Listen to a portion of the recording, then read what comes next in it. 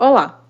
Esse vídeo foi desenvolvido pelas alunas Ana Clara Xavier, Ana Luísa Bessa e Laura Emília Mendonça para a disciplina de Microbiologia Veterinária da Universidade Federal da Paraíba. Esse vídeo trata como tema principal técnicas de diagnóstico laboratorial. Nesse vídeo foram escolhidas duas técnicas para serem trabalhadas e apresentadas: a imunofluorescência e o PCR. A primeira das técnicas laboratoriais escolhidas para ser apresentada será a imunofluorescência. A imunofluorescência é uma técnica que permite a detecção ou localização de antígenos em tecidos ou células, a partir de uma marcação de anticorpos conjugados a uma molécula fluorescente, os fluorocromos.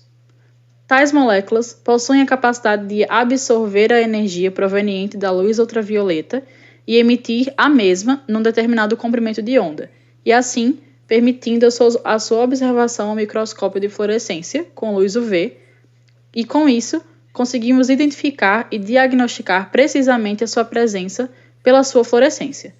A visualização desse tipo de amostra é apenas realizada por um microscópio de fluorescência. A imunofluorescência ela foi descrita por Combs em 1942. Esse seu experimento permitiu a identificação de antígenos teciduais, como as imunoglobulinas humanas, que têm sido utilizados em larga escala para o diagnóstico de doenças bolhosas cutâneas, lúpus eritematosos e vasculite, entre outros.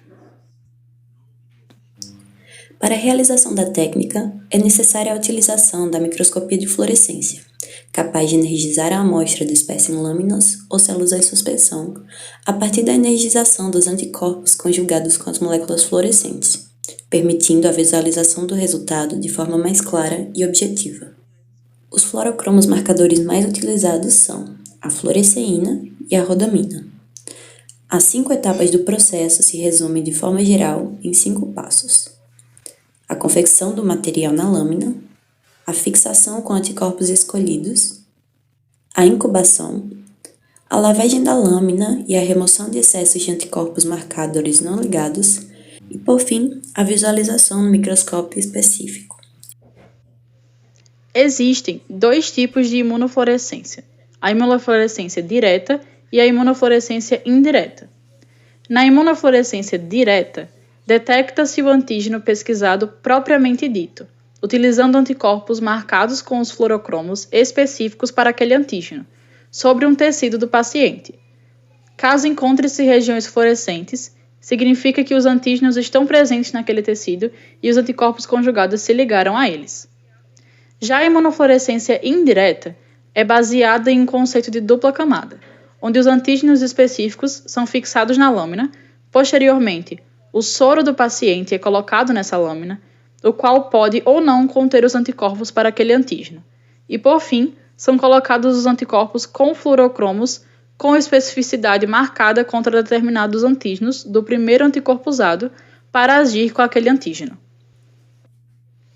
Agora eu vou falar sobre as vantagens e as desvantagens da imunofluorescência. As vantagens é que ela possibilita uma ótima fluorescência, permite-se trabalhar com vários anticorpos primários específicos para vários sítios de antígenos, sendo eficaz na identificação ao qual o anticorpo pertence, abrangendo o campo de diagnóstico mais preciso. Ambas possuem uma grande sensibilidade ao teste e não demandam muito tempo de realização. A desvantagem está na intensidade dos fluorocromos, que às vezes dificultam o diagnóstico. A metodologia é cara e o custo da manutenção dos aparelhos e do microscópio é alta também. A técnica é realizada manualmente, podendo ocasionar erros e subjetividade na leitura.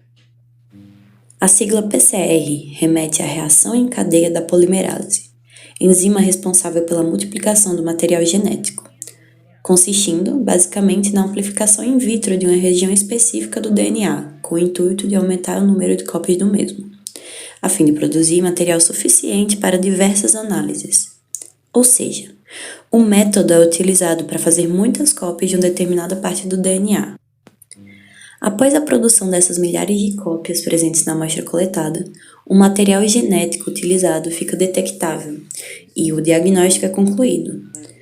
Embora tenha sido criado há mais de 40 anos, o exame PCR até hoje tem uma série de aplicações, como, por exemplo, a genotipagem, que é o exame que estuda a diversidade genética de um genoma, como, por exemplo, as mutações presentes em vírus, a sexagem fetal, onde o PCR pode identificar o sexo do bebê antes dele ser distinguível pelo ultrassom, a ciência forense, onde o exame PCR consegue multiplicar as moléculas de DNA que podem estar em quantidade insuficiente no local do crime, e a detecção de patógenos, onde a identificação do material genético de um agente infeccioso na amostra do paciente é realizada, como, por exemplo, num caso de pacientes com Covid-19.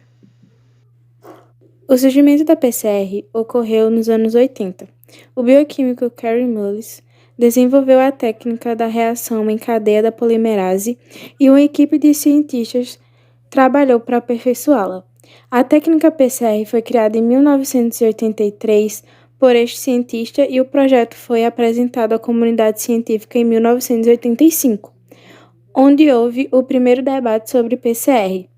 Tal evento teve grande importância, pois configurou o início de uma grande revolução na ciência, abrindo portas para uma maior compreensão sobre os genes.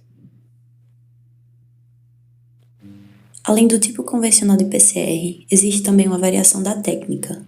O qPCR, ou RT-PCR, permite que a amplificação e a detecção ocorram de forma simultânea. O resultado, dessa forma, é visualizado em tempo real durante a amplificação da sequência de interesse, com capacidade ainda maior de gerar resultados quantitativos com maior precisão.